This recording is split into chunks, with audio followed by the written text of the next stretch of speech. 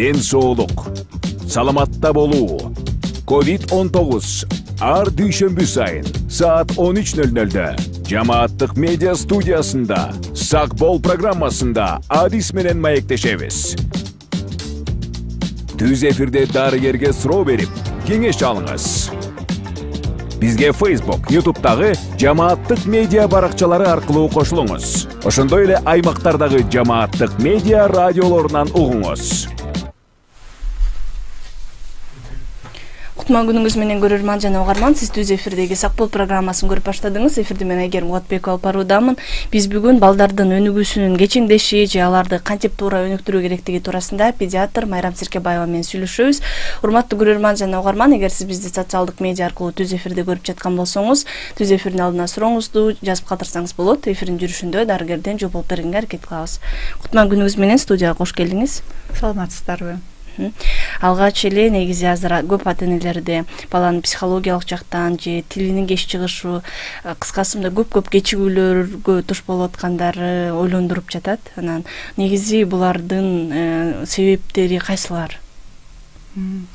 Эң актуалдуу суроолордун бири азыркы көйгөйдү билдирип чагылдырып жаткан бул суроолордо биз баягы аң сезиминин физикалык жактан, психикалык жактан бала кандай чоңоюп жатканын, баланы жанагы бейтапканага алып барганда баягы салмагын өлчөп, бала эмнени кандай билет, ден соолугу кандай жөнүндө баягы кабар алып атышпайбы? Ошондой эле бир анализдөө башталыш керек. Ошондуктан ата-энелерге айтар элем да, убагында медициналык көзөмөлдөн өтүп турушун, ошондой эле кошумча специалисттердин да көзөмөлдөрүнөн өтүш керек. Себеби бир бала кечеңдеп сүйлөп атабы, же бир мурду жагынан, же кулак жагынан, көз жагынан бир проблемалар болуп атабы, мунун баарын көйгөйлөрдү түз айтып, кеңеш сураш керек.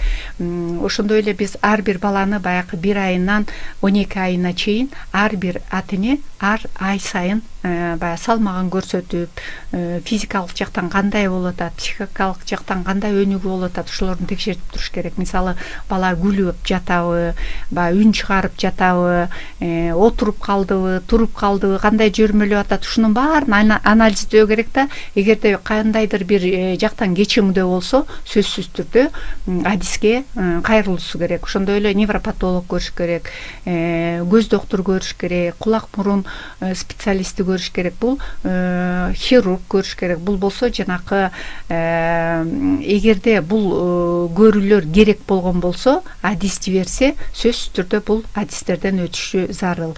Себеби канчалык эртерээк баягы коррекция кылсак, эртерээк баланын кийинки келечеги да жакшынакай, ден соолукту жакшынакай болот да. Ошондой эле азыркы учурларда биз биринчи пропагандалоо эмчекти эмизүү болуп атпайбы? Бул эмчек эмизүүдө баланын биринчиден ден соолугу чың болот. Экинчиден бала 24 саатта даяр продукцияны алып турат эненикинен.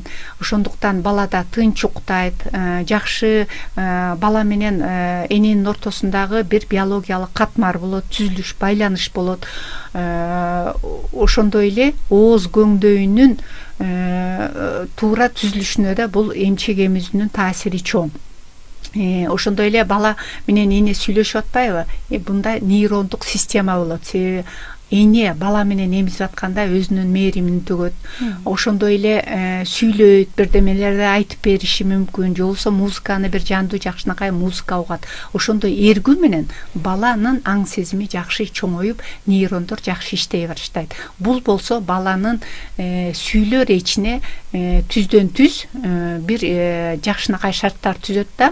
Ал эми бала 6 айга болгондо балага кошумча тамак бере баштайбыз. Биринчи кошумча тамактарды кичине ал өтө эле суюк эмес, коюраак болуш керек, ооз көңдөйүндө туруп, аякта бир тамак сиңирүүнүн баары ооз көңдөйүндө башталып атпайбы? Ошондуктан бала өзүнүн тилинин рецептору менен, ооз көңдөйүнүн рецептору менен тамакты талдап билгенди үйрөнөт. Мисалы, биз кашык менен, же болбосо көпчүлүгү соска менен берип коет, упчу менен берип коет, же болбосо азыр бир учтуу трубкалар менен, алар менен берип коет. Баланы билбей эле жутуп коюп атат. А бала ооз көңдөйүндө даамын, баягы консистенциясын, эмнелер бар, ошонун баарын билип, нейрондук системасына өткөрүш керек да. Мисалы балага кашыктап келатканда кантип беришибиз керек? Оозун ачып салып койбой, эринге жылдырышыбыз керек. Ошондо баланын ооз көңдөйү эринге тийип, бул рецепторлор кетет, анын жыты кетет мурун менен. Кандай келатат, ошондо анан бала ачканда уже тамак сиңирип башталат. Анан өтө эле суюк бергенде бул ооз көңдөйүнүн баягы жогорку жаак, ылдыйкы жаак болот ба, алар иштеп туруш керек. Мындай болуп иштегенде бул жакшынакай түзүлүү болот. Ал тамак көңдөйүнөн кетип, андан кийин анан сиңирип башталат. Ошондуктан биз биринчи сунуштарыбыз балдарга, ата-энелерге айтабыз: эгерде буламыкты боткоңорду жасасаңар, ал кашык чөкпөгөндөй, акырын чөккөндөй кылып, коюу кылып жасагыла депчи. Анан тамактарды ар түрдүүлөп, биринчи кашасын бересиң, анан ар кандай тиги жер жемиштен жасалган суюктук тамак аштарды бериш керек. Кичинеден биринчи гомогендүү коюураак кылып, андан кийин кичине бүлтүктөрүн кошо бериш керек. Себеби жаак сөөк кыймылдап туруш керек. Ошондо жаак сөөктүн өнүгүшү жакшы болот. Тиштердин бүйлөнүн өрчүндөшү да жакшы болот. Бул да сүйлөө речине жакшынакай өбөлгө түзөт. Себеби эгер жаак сөөгү иштебесе, анда жогорку жаак сөөгү, же болбосо ылдыйкы жаак сөөгү бир аз кечеңдеп калса, бул да тиштин туура эмес өсүшүнө, сүйлөөнүн бир аз кечеңдешине, туура эмес сүйлөөгө, ошондой эле дем алуунда бузулушуна шарт түзөт. Себеби азыркы балдарды көп көрүп калсаңар керек, оозу менен дем алат, бул ооз менен дем алуу дейт. Мурду менен дем алгандар абдан аз болуп баратат да, оозун ачып алып эле дем алып атат. Бул да ооз көңдөйүнүн кургап кетишин, ошондой эле астыңкы сөөк, жаак сөөгүнүн кууш болушуна да алып келет. Эгерде астыңкы жаак сөөгү кууш болсо эмне болот? Бул кислороддук байуунуда азайтат. Себеби кычкылтек жакшы кирбей калат. Дем алуусу начарлайт. Ар кандай көп вирустук ооруларга өбөлгө түзөт. Мурду менен дем албай калса эмне болот? Көнүп калат, ошогочу адат болуп, ооз менен дем алат да, кургайт, көбүрөөк вирустуу инфекциялар менен ооруй баштайт. Ошондой эле бул жаак бет сөөктүн, жаак сөөктүн өнүгүшүнө тескери таасирин кылат да. Бул тескери таасирлер түздөн түз сүйлөө речине абдан тескери таасирин тийгизет да. Ошондуктан эгерде балада кээ бир балада эми жана аденоидтар болуп атпайбы, мурундун көңдөйүндөгү безчилердин чоңоюп кетиши. Буларды атайын специалист көрүп, дарылап, андан кийин көнүмүш адат менен ооз менен дем албасын деп логопеддерге жөнөтүш керек да. Себеби логопед өзүнүн баягы гимнастикалары менен кантип дем алуусун үйрөтөт. Бул өтө эле көп функционалдуу адистерге да барыш керек да. Азыркы учурда мия функционалдуу логопед деген жаңы бир тармактуу профессия чыгып атат да. Бирок мен Кыргызстанда билбейт экен, балким бар болсо ошолор менен биргеликте иштесе, бул да балдардын келечегиндеги бир жакшынакай аң сезимдүү бардык жагынан толгон бир дени сак баланы тарбиялоого биз бардык жактан көмөк кылышыбыз керек. Мында педиатр, педагог, көз доктору, мурун доктору, негизи бардык специалисттер биргеликте иштеш керек да, бир коллектив болуп иштеш керек да. Ошондо биз балдарга жакшы жардам беребиз. Балдардын тилинин кеш чыгуусу боюнча жакшы токтолуп кеттиңиз. Бул маселеде бизде да көп суроолор келип түшөт.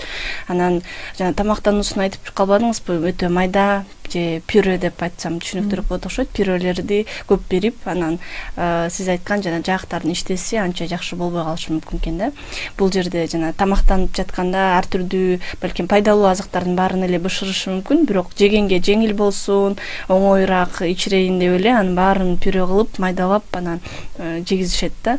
Бул жерде көп көйгөйлөр чыгышы мүмкүн экен кийинчерээк, Туура, себеби деген суу сыяктуу эле болуп атпайбы? Ичип коюп атат. Мунун даамын да билиш керек да. Ошондо бала жутуу процессинде үйрөнүш керек. Эгерде дайыма гомогендүү эле бир суюктуктарды бере берсе, бала жутканды да унутуп калат. Ошондо бир аз кичине бүртүк болгон тамактарды жей албай, какап, чакап да калат да. Бул процесс көнүмүш адатка айланып калат да. Дайыма балдар какоо сезими пайда болот. Ошондуктан балдарга өзүнүн жаш курамына байланыштуу баягы майдалоо керек, өтө чоң эмес, бирок кичинекей баягы бала ошонун да жеп, анан баягы тиштерде чоң азуу тиштер болот атпайбы, аны менен майдалап кесип, кыртылдатып ошентип да жеш керек да. Ошондо бала ошол жаак сөөгүнүн да өсүшү пайда болот. Анан тил менен ороп туруп ары жөнөтүп атпайбы? Тилдин да иштеши болот. Себеби тилде ушунчалык көп рецепторлор бар. Бул тамакты билүү, ачуу, таттуу, ошондой эле аларды тоголоктоп туруп ары түртүү болот. Эгер тили аны иштебесе эмне кылат? Тил ылдый түшө баштайт. Себеби нормада биз эгерде ооз көңдөйүн ачсак, өйдө таңдай болот атпайбы? Таңдайда азыркы балдарда көпчүлүгүндө өтө эле бийик жайланышып калып атат да. Ал нормада кичине бир аз кичине өтө ушту эмес, кичине көңдөйү бир аз жапызыраак болуш керек. Анан эгерде дайыма эле ушундай суюктуктарды эле берип, баягы туура эмес тамактануу, туура дем алуу болсо, ал үйдүн чатыры сыяктуу эле мындай болот атпайбы? Ал чатыр сыяктуу эле минтип калат. Тил бул жерге көңдөйгө барып туруп, тоголоктоп жана тамак аштан ылдый түшүрүп туруш керек. Бул иштебей калат. Ошондо эмне болот? Балдарда мындай карасак, балдар абалдуу бет түзүлүшү болуп калат. Анан бул жаак сөөктөрү, бул беттеги жаак сөөктөр ылдый түшө баштайт.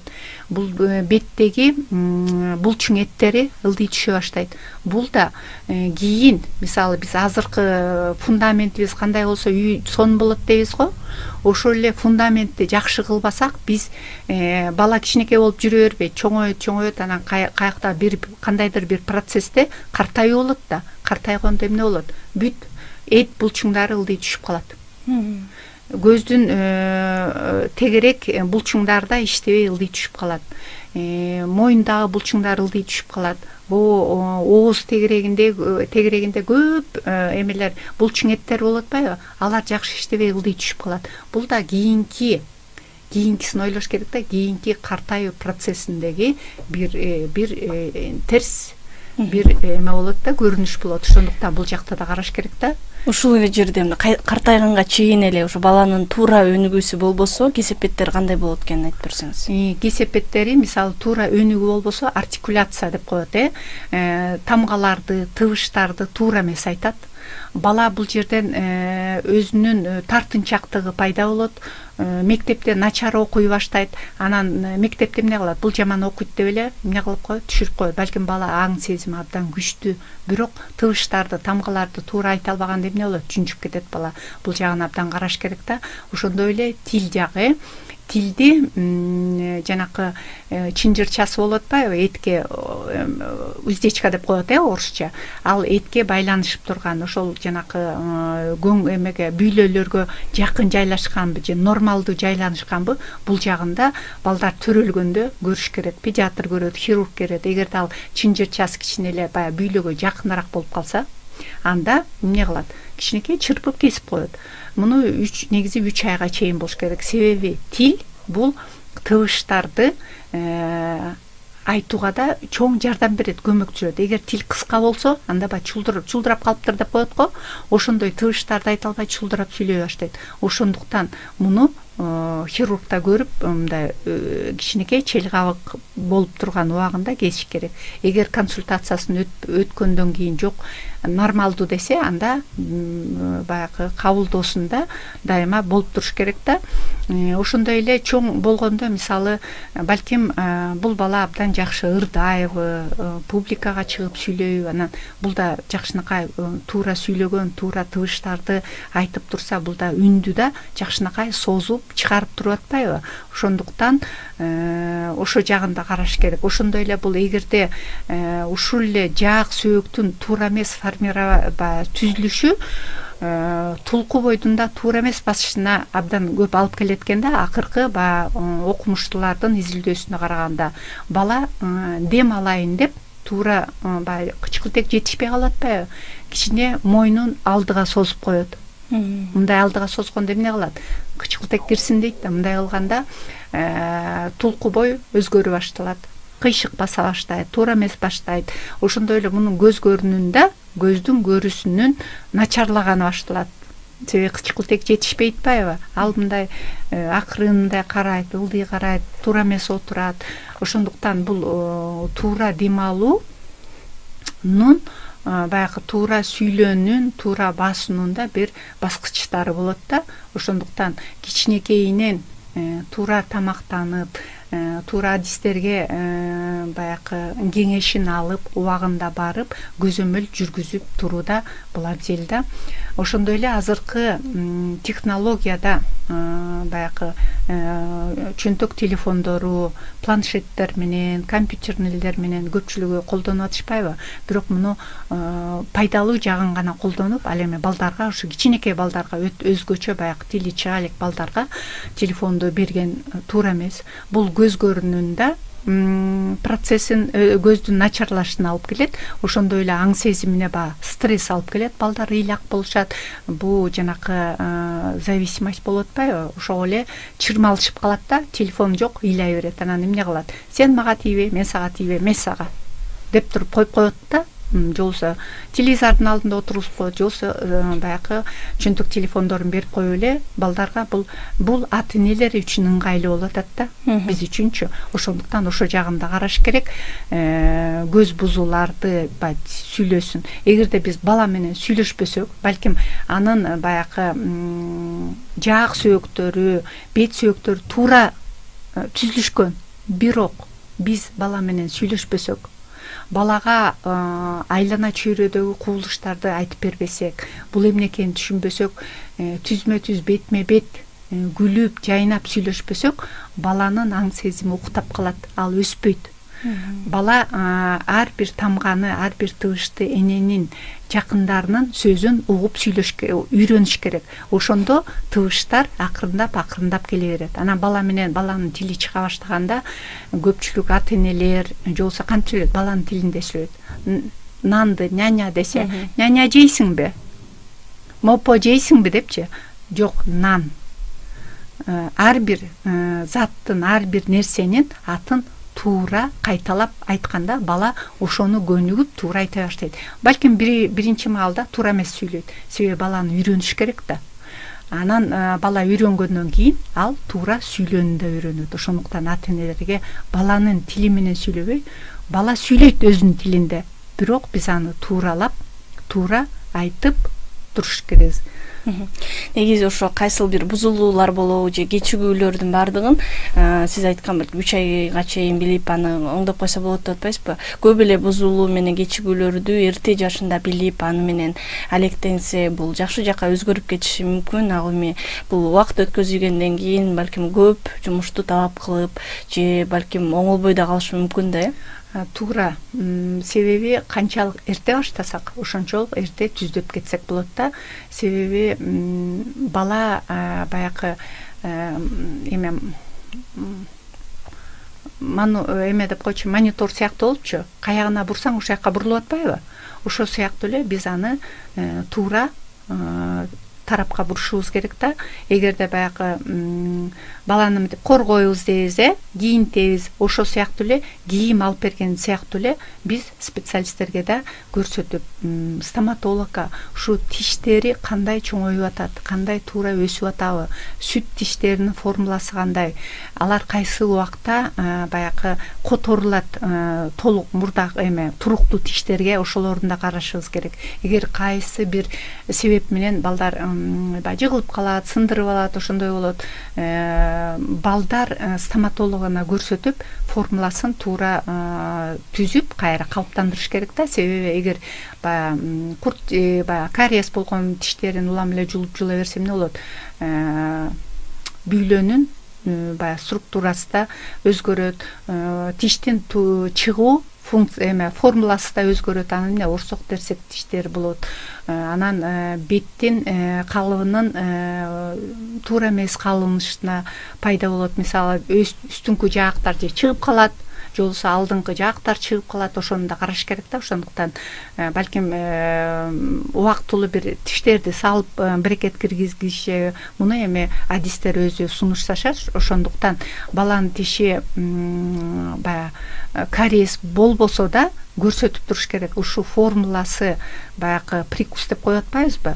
Бири-бирине катталышы, ошо туурабы, кандай өсүп атат, аны адиске көрсөтүп туруу керек да. Ошондо бала эгер кечеңдеп сүйлөп атса, анда сөзсүз түрдө невропатологдон өтүш керек биринчиден. Себеби балким каякта бир проблемалар бар, неврологиялык, же болбосо ал неврологиялык проблемалар жокко чыгарылса, жок деп, анда логопедтин катышуусу да керек да, ошонун ордуна койгонго. Ошондуктан бул жерде бир эле специалист эмес, бирдиктүү, универсалдуу, баягы бала үчүн бакка суу коюп, аны бутактап туруп, жакшынакай карап атпайбызбы? Ошол сыяктуу баланы бир жакшынакай бак кылып өстүргөнгө бардыгы көмөк көрсөтүш керек. Сиз эфирдин башында ошол ар бир этапта, мисалы бир кайсы убакта ал жүргүлөп башташ керек, анан отуруп башташ керек деген бир нормаларды айтып аткансыз. Демек, ата-энелер баласындагы бир кечигүүнү же бирдекени байкаш үчүн кайсыл этапта бала кандай өнүгүүдө болуш керек экенин билиш керек экен да. Абдан туура. Ошон үчүн баягы педиатрдын көзөмөлдөөсүнө барып, жөн эле салмагын карап койбой, анан сураштыруу болуп атпайбы? Балаңыз кандай уктайт, кандай эмнелерди билет депчи. Анан айтат, мисалы мени тааныйт, бир үн чыгарат, колун берет, же болбосо башка киши келгенде ыйлайт, же болбосо эме деп. А эгер бала эч кандай реакция бербесе, жөн эле тыптынч эле жата берсе, көпчүлүгү кандай дейт? Ой, тыптынч эле жата берет, жөн эле эчтеке болбойт депчи. Балким бала бир ооруп атат же бир көйгөй бар. Андан да бир коңгуроо шыңгыраш керек да. Эмне үчүн бала ыйлабай эле кечке эле эртеден кечке жата берет? Же болбосо бала эмне үчүн эле эртеден кечке эле ыйлап атат? Бала жанакы ыйлап бул өзүнүн коңгуроосу менен чертип турат. Мага жардам керек деп. Ошондуктан таптакыр унчукпай эле, ой, биздики жоош, унчукпай эле жатат деп, анда да бир көйгөй болуш керек. Ыйлап атса, анда да бир көйгөй болуш керек. Ошондуктан дайыма көрүнүп, өзү да байкаштырып, ошо баланын кандай өсүп атканына да өзү да кошумча бир далалаттарын салып, көрүп, көзөмөлдөп туруш керек. Ошондо бала толук кандуу жакшынакай чоңойгонуна да бир жакшы чоң бир эме болот да. Шарт болот. Бизде азыр Facebook колдонуучуларынан суроолор келип атат, ошолорду окуп кетсем. Азыр оорукчан балдар көп төрөлүп жатат, алдын ала өлкөбүздө кандай аракеттерди кылса болот дейт. Бул суроого мен мындай айтмакмын да, бизде азыр балдарды пландаштыруу, кыздар, ошо кичинекей чагынан ата-энелер кыз баланын кийинки, азыркы эмес, кийинки эне болуусуна тарбиялаш керек, анын ден соолугун караш керек. Анан үй бүлө курууда ар бир специалисттерден өтүп, баягы хроникалык оорулары жокпу, аларды дарылап, анан пландуу балдарды пландаштыруу болуш керек. Андан кийин баягы эки жактан баягы экөө тең текшерүүдөн өтүп, анан баягы бала болууга да даярдануу керек. Биздин азыркы замандын Дүйшөнү деген улуу педагогубуз Гапыр Мадаминов абдан жакшынакай китептери бар эмеспи? Ошол жакшынакай айтат. Дасторкон четиндеги университет, ата энелер сиздер үчүн деген бир жакшынакай китептери бар го. Ошондо эле баягы мектепке барганда эле окуп жүрбөй, ал үйдөн тарбия алыш керек. Үй бүлөлүү болгондо эле мына төрөдүм деп айтпай, ошол үй бүлөнү курууда да пландаштыруу болуш керек. Демек ата эне болууга даярдык, үй бүлөнү пландоо бул маселени алдына алса болот деген сөз. Кийинки суроо, эмне үчүн жаш энелерде анемия деген көп азгандуулук көп кездешет? Себеби айыл жеринде сүттүн баарын сатып ийип, каймак, айран ичпейт. Азгандуулукту жоюу үчүн эмне чараларды көрүү керек дейт. Демек ата энелердин апанын азгандуулугу дагы бул балага таасирин тийгизиши мүмкүнбү? Туура. Азгандуулук бул темирдин курамынын организмде төмөндөп кетиши болот атпайбы? Темирди биз ар бир темир кычкылтекти ар бир ткань организмдерге кычкылтекти эме кылып турат, транспорт кылып турат. Эгерде темир жок болсо, транспорт эмне азаят. Мисалы биз же самолет менен тез барабызбы, же автобус менен бир жерге тез барабыз. Албетте самолет менен барабыз, ошондуктан азайып баягы кечеңдик болгондо бул организмдеги кычкылтектин азайышы болот да. Ошондуктан бул да көп оорулардын алып келет, баягы иммунитеттин ылдый түшүшүнө шарт болот. Ошондуктан азыркы учурда туура тамактануу деген бир чоң жакшынакай бир лозунг бар да, туура тамактануу. Бул толук кандуу организмде белок болуш керек, майлар болуш керек, углеводдор болуш керек. Ошонун баардыгы жакшы болсо, калория да жакшы болот. Себеби жалаң эле азыркы убакта эме баягы өтө арыктап кеткендер да бар, өтө толуп кеткендер да бар. Анан көпчүлүгү толуп кеткендер эмне дейт? Мен диета кармашым керек деп эмне кылат? Баарын алып салат да, ачка отура берет. Мында эмне болот? Организмде тескери процесс жүрөт да, анан баягы белоктордун, минералдык комплекстердин ылдый түшүп кетиши бул анемия оорусуна, ошондой эле иммунитеттин түшүшүнө, ошондой эле организмдеги дисбаланска алып кетет да. Ар бир баягы балким уктап жаткан оорулар козголот, же болбосо оорулардын жаңы түрү пайда болот. Ошондуктан туура тамактануу керек. Бул эми жалаң эле жанакы каймак, сүт жок дегенге болбойт. Муну эми баягы бул күнөөлүү деген болбош керек. Ар бир адам өзүнүн ден соолугун өзү караш керек. Эч ким ага ден соолукту алып келип бербейт. Өзү туура тамактанып, мен эмнелерди жешим керек, эмнелерди жебешим керек. Ошондой эле туура эле тамактануу эмес, туура эс алуу, убагында уктоо, таза абалда сейилдөө, анан азыркы убактагы бир көйгөй стресстен арылууда өзүңдү өзүң дарылоо болуп атат да, стресстен дарылоо. Ошолордун баарын камтысак, бул көп оорулардын алдын алып, иммунитетибизди көтөрөбүз. Чоң рахмат сизге. Бизге бөлүнгөн убакыт соңуна чыгып калды.